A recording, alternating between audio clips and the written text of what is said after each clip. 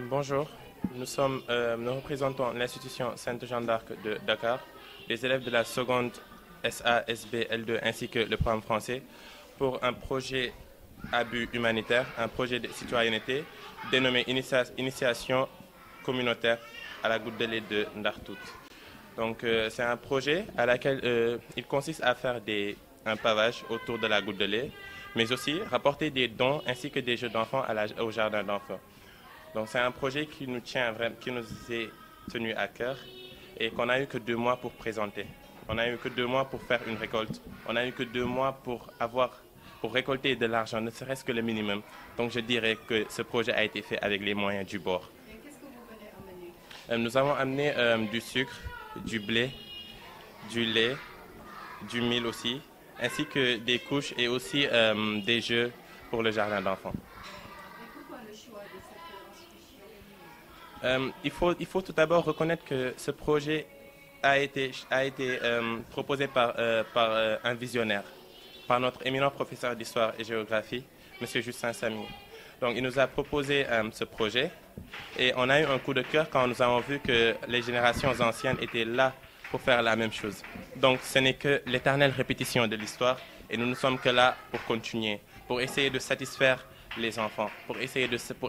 d'embellir la goutte de lait de Ndartout. kon tey ñun dañoo ñëw représenter institution Sainte Jeanne d'Arc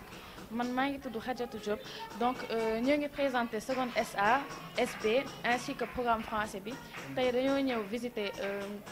goutte de lait ngir jàppale xale yi donc projet bi tenir nañu ak depuis ñaari weer ñoo ngi ci topp bu baax a baax te franchement élèves yi andi nañ seen taxawaay ainsi que parents d'élèves yi ak suñu professeur surtout parce que moom moo ñu proposé projet bi ñu tegu ci ay tànkam rek topp ci ay waxam te xeeb nañ liggéey bi torop nag ndax ñaari weer gàtt na mais def nañ effort yu war te franchement satisfait nañ ci ñun tey andi nañ dugub andi nañ meew andi nañ ay couches pour xale yi tamit andi nañ suukar aussi et andi nañ ay jouets pour xale yi di ci mën a foowee di ci divertir waaw ci jardin bi donc li ñu pousse ci liggéey bi mooy ñun dañoo gis ne parce que suñu professeur daf ñoo wan ay affaires yu bari ñun ñu gis ne orphelinat bi franchement dañoo am benn taxawaay bu baax ci xale yi malgré gàllankoor yi ñuy dajeel tous les jours am nañ benn taxawaay bu rafet ci xale yi te ñun loolu dañ ko naw parce que dafa rafet quand même ñuy gis ñuy sonn ci xale yi di bàyyi seen liggéey de côté di ñëw di toppatoo xale yi te loolu dafa neex xol moo tax tey ñu décidé ñëw fii jàppale leen te franchement kontaan nañ te espérer nañ ne génération yi ñuy topp ak suñu rakk yi di ñëw dinañ fi def lu ëpp parce que mérito nañ ko parce que taxawaay bi ñu am ci xale yi lu rafet la te lu jara naw la. Je suis sœur Ephidinia David, responsable de cette goutte de lait qui existe depuis 1857. C'était créé pour récupérer les malnutris, d'abord par nos sœurs aînées des Françaises quoi. Mais après, l'héritage, on a hérité et les sœurs des pays ont pris le centre et on continue cette œuvre pour le bien des peuples, surtout pour le bien du peuple de Ndartout. Oui, ça, c'est, comme je disais, ça va droit au cœur et ces gestes se montrent l'avenir des jeunes générations qui s'impliquent pour le bien des populations.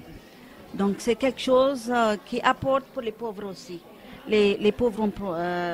bénéficié de cet acte. Donc c'est vraiment quelque chose à apprécier. Alors, il y a toujours des pauvres qui fréquentent notre centre. Donc on prépare le repas pour récupérer les malnutris tous les jours. Donc ça servira pour préparation de ce repas quoi. Voilà. Soukeyna Tall di infirmière fii ci goutte de lait di rafetlu taxawaay bu baax ci waa institut Jeanne d'Arc li ñëw seet ci fii di am contente lool ci produit yi ñu indil comme ni ko sœur bi waxee goutte de lait existé na depuis bu yàgg avant ay français ñoo fi nekkoon par la suite ñoom bu ñu fi jógee ay sœur yeneen sœur ñoo ñëw pour continuer liggéey bi comme ni mu ko waxee woon rek avant c'était juste pour récupérer ñi nga xamante ni ay malnutris lañu woon ça veut dire que ni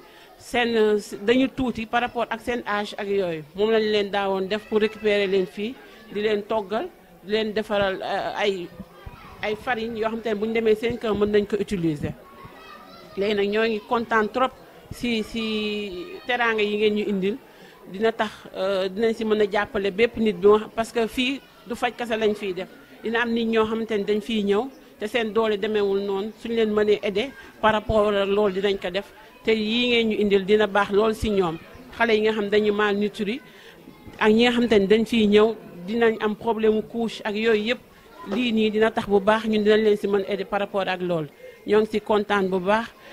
di ñaan yàlla mu gën a yokk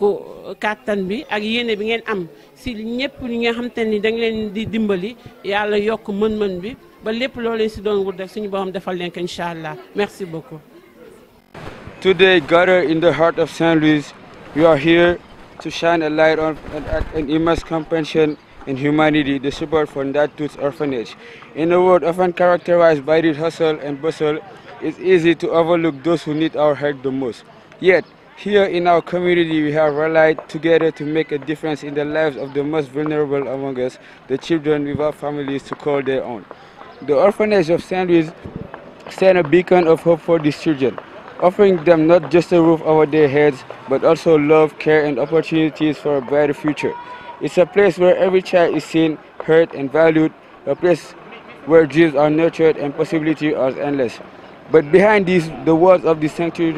sanctuary, there lies a story of collective goodwill and unwavering support. It's a story of individuals, businesses, and organizations coming together, united by a shared belief in the power of compassion and the importance of community. Whether through financial contributions, volunteer work, or simply spreading awareness, each and every one of you has played a vital role in this humanitarian endeavor. You've shown that when you join forces and work towards a common goal, we can create real and lasting change in the world around us. So, as we gather here today, let us not only celebrate the achievements of our past, but also reaffirm our commitment to the future. Let us pledge to continue supporting our local orphanage, ensuring that every child who walks through its doors knows that they are not alone, that they are surrounded by a community that cares deeply for their well-being. Together, let us be the champions of hope, the guardian of compassion, and all the architects of a better tomorrow for all. xale yi nag ñu jàng te ñu ñaan nag suñu autorités yi fi nekk nañu xool projet bi ñu fi indi li ñu fi initié ñu jéem a def ñoom it seen kéemtalaay kattan pour satisfaire population bi parce que lii moom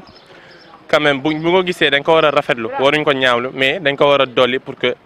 ëllëg ci biir suñuy doom ñu mën fi romb ak suñuy doom ñu ne leen lii ñu ñoo ko defaroon acte de citoyenneté la te dañoo war a pousse jeunesse bi pour que acte de citoyenneté bii ni ñu fi indi ñu gën leen pousse pour ñu mën ko développer pour ñu mën ko satisfaire itam wasalaam.